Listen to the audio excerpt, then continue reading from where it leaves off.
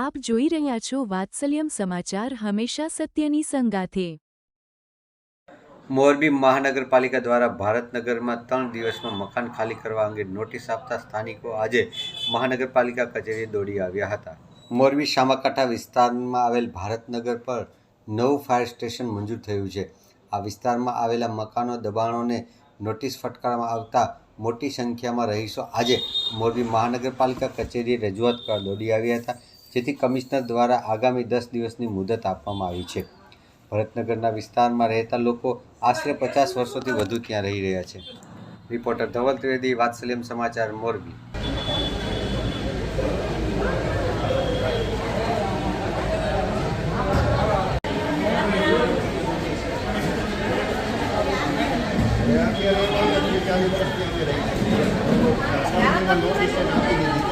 મારું નામ વસંતપરી ઉમેદપરી ગોસાઈ બાવાજી છે. અમે મોરબી 2 માં ભારતનગરમાં રહી છીએ છેલ્લા 40 થી 50 વર્ષથી. આ લોકોએ આજે કાલ આવી અને નોટિસ લોકોને આપી દીધા. અમારે 200-250 ઘર છે. આ લોકોને નોટિસ આપી દીધા, 3 દિવસની અંદર ખાલી કરી. હવે નાના બચ્ચાવાળા છે, પરિવાર લઈને હવે કોઈને ભાડે મકાને મળે એમ છે નહીં. તો અહીંયા સાહેબ આગળ, કમિશનર સાહેબ આગળ આવ્યા હતા. એ લોકોએ એમ કીધું કે 8-10 દિવસથી વધારે અમે મોહલત આપી ન શકી.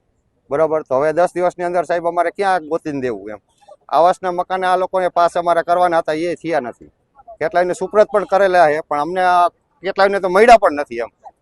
એ કાગળે અમે એમને લોકોને દેખાડ્યા કે સાહેબ આ રીતે. તો એ લોકોએ તમે કીધું રિપીટ ફોર્મ ભરી દો એટલે તમને મળી જશે. હવે એ મકાન આ લોકોએ રવાપર રોડમાં, ઓલા લીલાપુર રોડમાંથી બતાવવાના છે. એ મકાને હવે કાંઈ જાજુ ઓલું છે નહીં. કામધેનુવાળા મકાન પાસ થયા, એ લોકોને મકાન મળ્યા નથી. તો સાહેબ હવે અમારે ભાડે મકાન પણ મળે એમ નથી. 8-10 હજાર ભરાવે, 10,000 કમાવાળો 10,000 ભાડે ક્યાં ભરે? તો સાહેબ હવે અમારે શું કરવાનું?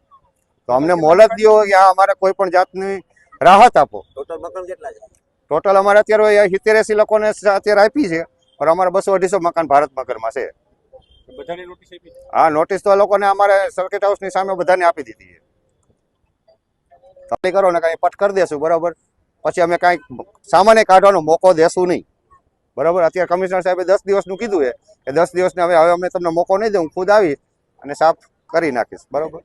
અમે કાંઈ વાંધો નહીં. હવે 10 દિવસ તો 10 દિવસ સાહેબ. અમે હવે ઝૂંપડપટ્ટીવાળા છીએ તો અહીંયા ને તો અહીંયા ઝૂંપડા વાળશું. અમે કાંઈ રોડ માથે તો જઈ ન કે ભાડે મકાન કાંઈ સાહેબ મળે નહીં. આ બધા ગરીબ માણસ છે, 70-80 પરિવાર. તમે આમ જોવો, બધા નાના છોકરા લઈને જ બૈરા અહીંયા આવીને ઊભા છે, બરાબર. તો અત્યારે આ પ્રશ્ન અમે લીધું, સાહેબને વાત કરી કે આ રીતે છે.